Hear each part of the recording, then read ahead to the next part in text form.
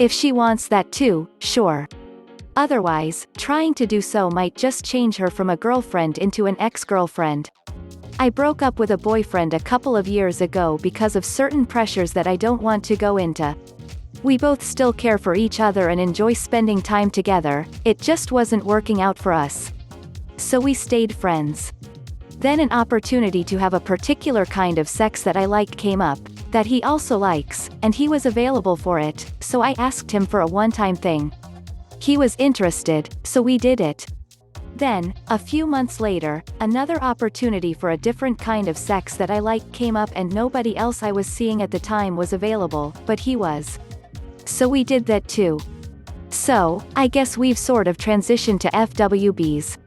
There is no expectation of continuity, we are friends and any sex we have is a one-time deal, not expected to continue.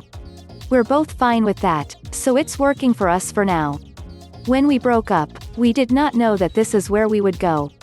I fully intended to transition to a platonic relationship, so that was the talk we had when we broke up. But if you know now that you want to go from a romantic relationship to a casual one, then you'll have to ask for it. There's a good chance she'll say no, unless she just happens to feel the same way.